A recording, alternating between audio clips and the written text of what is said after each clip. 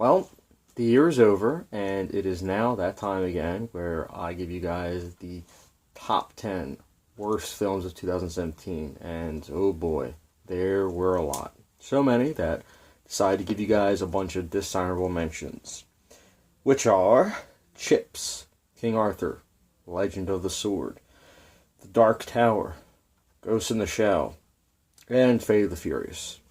And now, from 10 all the way up to 1, I will give you guys the worst films of 2017 by yours truly.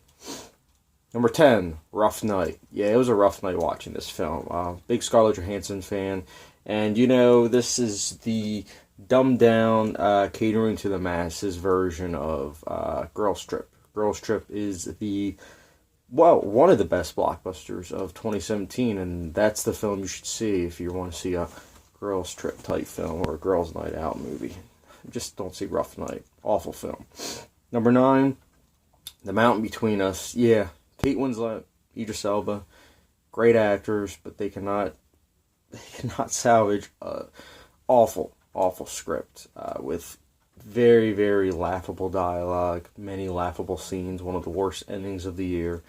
The list goes on and on, man. Like, it's really a shame. Number 8, The Emoji Movie. Yeah, for a lot of people, this is like the top 3 worst films year of list, but I don't know.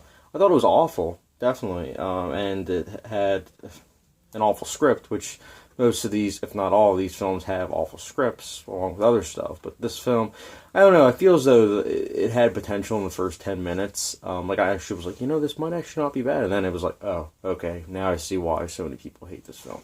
It is a bad film. Number 7, let's get it going, Pitches.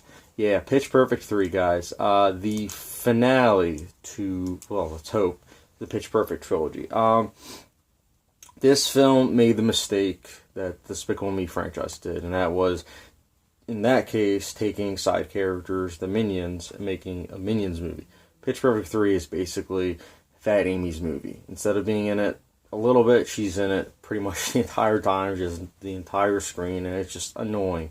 Because I could barely tolerate her for a little bit in Pitch Perfect. And they just gradually gave her more and more screen time, and I was like, screw it. Like, why am I watching this? It is an awful film. I really hope it's the last in this series. But it is doing very well at the box office, so who knows? But a film that was worse than Pitch Perfect 3 is Snatched.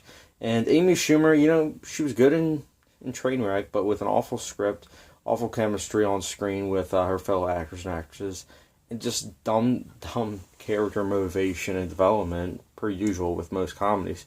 This film just really failed to hold my attention, and more importantly, I just felt like it was catering to the dumbed down masses, the ones that want spoon feeding, and I personally don't like spoon feeding in my films. So yeah. Number 5, Happy Death Day. We were just talking about spoon feeding. This film's just literally spoon feeding with one of the worst twists of the year. Like, the twist didn't even make sense. Like, oh well, this and this and this. It's like, no. That doesn't make sense. You ruined the Groundhog Day concept. End of story. Anyways, number 4, The Mummy. Big Tom Cruise fan. I think when he is in the right roles, he can use his talents fluently. In fact, he's a great stuntman. And he is great at running. But both things could not save The Mummy. In fact, he even seemed like he really didn't want to be in the film. The film was very lifeless. Much in the same way that I'm describing The Mummy. I also thought Russell Crowe, I'm a huge fan of Russell Crowe, especially. It just felt like it was a franchise starter. And in the worst possible way, because it didn't do well at the box office, and the critics salvaged it. So it's the type of thing where it's probably not going to get a sequel, and this is a franchise starter that couldn't even do that because it wasn't able to hold on its own. And it had awful special effects along with an awful script. Acting it really wasn't even good. There's really no redeeming factors, and that's the thing. As I go up the list, it's like the more I think about it, the more I'm like, I'm just going to be saying the same things over and over again, pretty much.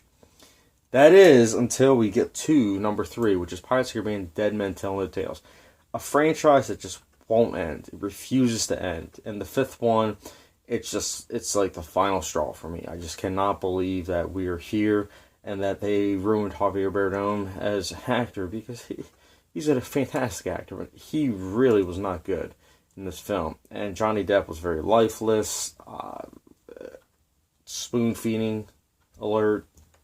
Yeah. And it's funny, because I'll be honest with you guys, I did this list and then I redid it because of my number 2 spot. And that is 50 Shades Darker.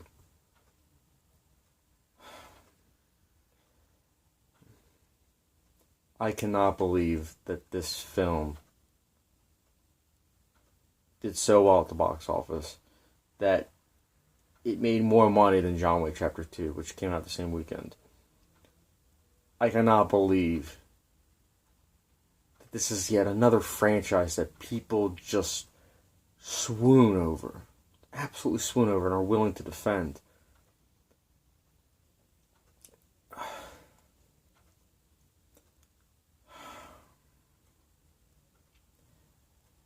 I will not get angry. I will not get angry. I have to take a medication class, I think, after dealing with this film. But there's a film that was worse. And that film, I don't know if it was worse or slightly better than its predecessor. Probably on par. And that is Transformers: The Last Knight. And this is not the last film. So I don't know why they're calling it The Last Knight. I don't even know why they're calling it Transformers: The Last Knight. They should just say, like, Transformers, the moneymaker. Another film that made a lot at the box office. And it's sad, too, because, like, it's kind of creepy, the franchise, as it's getting older. Like, the girls get younger.